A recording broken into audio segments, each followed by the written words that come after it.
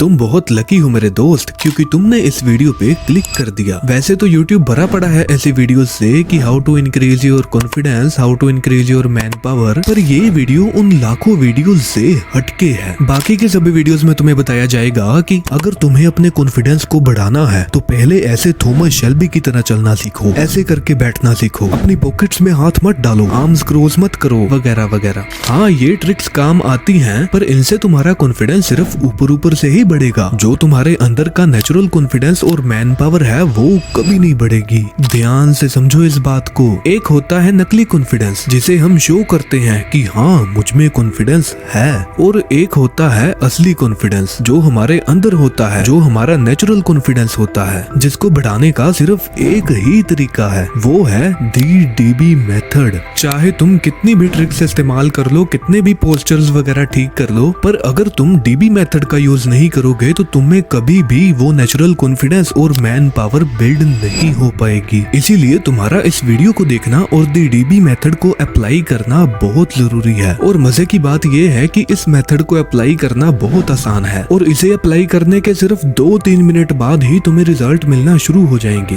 पर आखिर ये डीबी मेथड है क्या? इसके बेनिफिट्स भी बहुत हैं और इसे अप्लाई करना भी बहुत आसान है। और इसे अप्लाई करना कैसे है, इन सभी चीजों का आंसर मिलेगा तुम्हें इस वीडियो में। पर उसके लिए तुम्हें इन तीनों चैप्टर्स को ध्यान से सुनना और समझना होगा।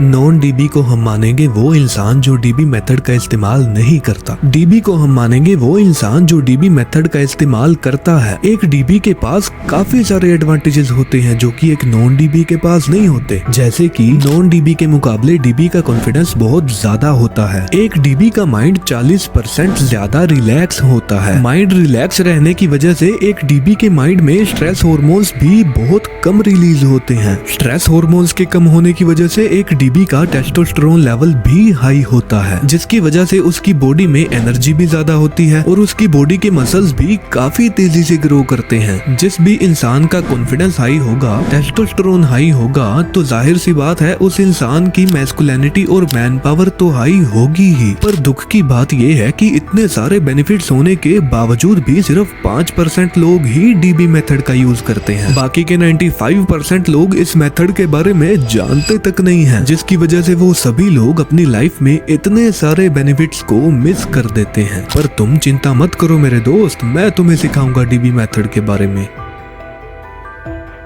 अभी मैं तुम्हें एक झटका देता हूँ। क्या तुमने ये चीज कभी नोटिस की कि तुम अपनी चेस्ट से सांस लेते हो? जरा एक बार अपनी चेस्ट पे हाथ रखो और एक गहरी सांस लो।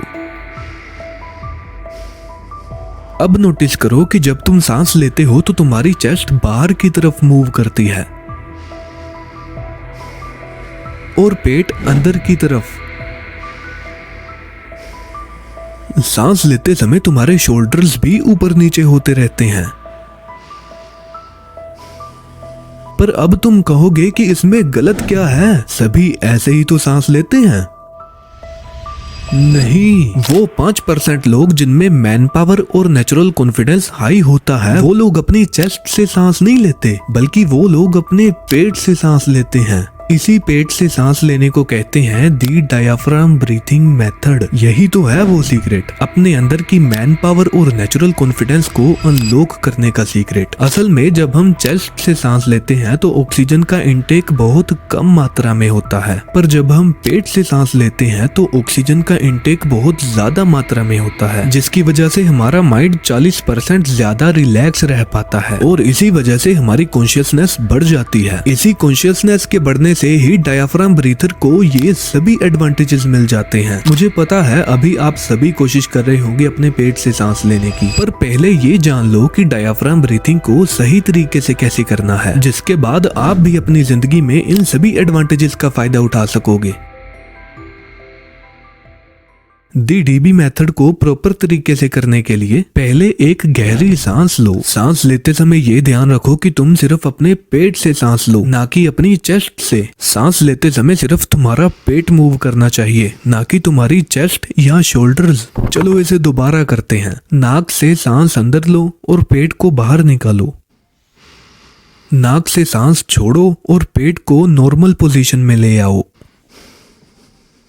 अगर तुम ऐसा नहीं कर पा रहे तो एक बार दोबारा अपने पेट पर पूरा ध्यान लगाते हुए इसे करो और इसके तुरंत बाद ही तुम्हें रिजल्ट दिखना शुरू हो जाएगा। तुम्हारा माइंड रिलैक्स हो जाएगा, तुम्हारी कॉन्शियसनेस बढ़ जाएगी और तुम मैस्कुलिन फील करने लगोगे। शुरू में जब मैं डायाफ्राम ब्रीथिंग की प्रैक्टिस करता था तो मैं बीच बीच में भूल जाता था कि मुझे सिर्फ अपने पेट से सांस लेनी है, पर थोड़े दिन इसे प्रैक्टिस करने के बाद मेरे लिए ये हैबिट परमानेंट बन गई। अब जब भी मैं सांस लेता हूँ तो मैं ऑटोमेटिकली अपने पेट से सांस लेता हूँ। शुरू में तुम्हारे साथ भी ऐसा ही होगा, पर थोड़े दिन बाद ये हैबिट तुम्हारी लाइफ में परमानेंट बन जाएगी। अभी 2-3 मिनट तुम डायाफ्राम ब्रीथिंग करो और उसके बाद कमेंट करके बताना कि तुम्हें क्या रिजल्ट मिला। मैं तुम्हारे उस कमेंट का इंतजार करूंगा।